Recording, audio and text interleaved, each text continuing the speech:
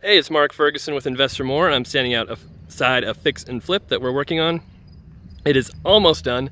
They're actually installing carpet today, and we have to walk through, do some blue tape, get everything touched up. But we ran into a crazy problem on this house.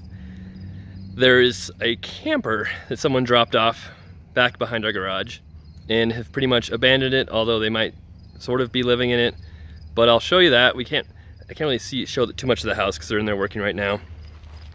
But this camper thing is super annoying. And we called the cops, talked to the city, and it's just very frustrating the way the system works because there's not a whole lot we can do. I'll kind of show you. See, they're installing carpet right there. And then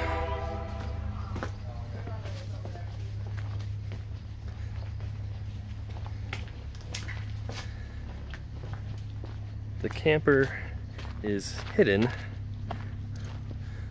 back here.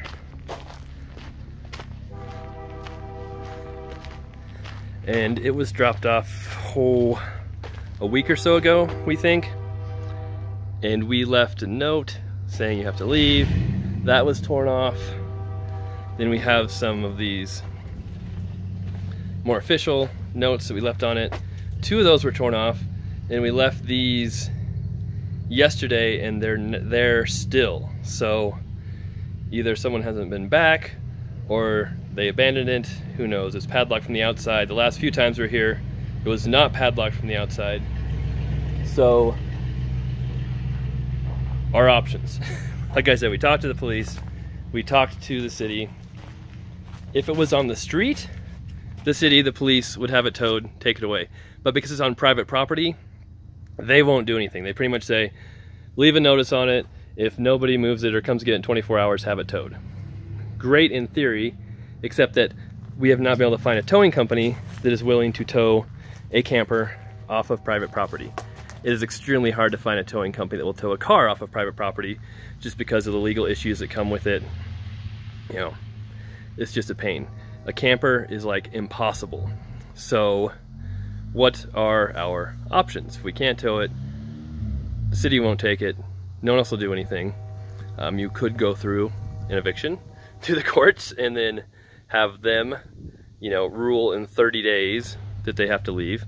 We could try and catch the person trespassing here, because technically this is trespassing if the person is here, but we have to catch them. So we hang out here at night, or we get cameras, and the police have to catch them. And then if they do catch them with trespassing, they arrest the person, but probably don't do anything with the camper, which again, doesn't do us any good. So,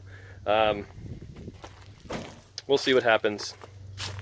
There are some trees back here that need trimming and trash that needs removed. So the camper may have to get moved because of that. Yeah, so super giant pain. It's kind of annoying how someone can just dump something like this and you can't really do a whole lot to get rid of it, but it's something you have to deal with on flips once in a while. So it's like the 3rd, 4th note we've left. Obviously I don't think they're moving it. I think a bunch of grasshoppers accidentally jumped in there somehow the other day. Not that that's going to do much good, but there's a little hole right there. And it's just, I kind of peeked in the windows. There's all kinds of stuff in there, like someone's been living there. It's kind of creepy. But we've never seen them. Have no idea who they are. So yeah, we'll see if the camper disappears here soon. But it's not looking like an amazing possibility. So we'll have an update on this house once it's done here in a week. Show you the after video, link to the before video, of course. Get it on the market. It'll be priced around $230-ish. I think we bought it for right around $150. And hopefully it sells quickly and we can keep moving on. All right, thanks for watching. Appreciate any comments, any thumbs up you give us. And be sure to subscribe to get notifications for more videos coming up. Thanks a lot. Have a great day.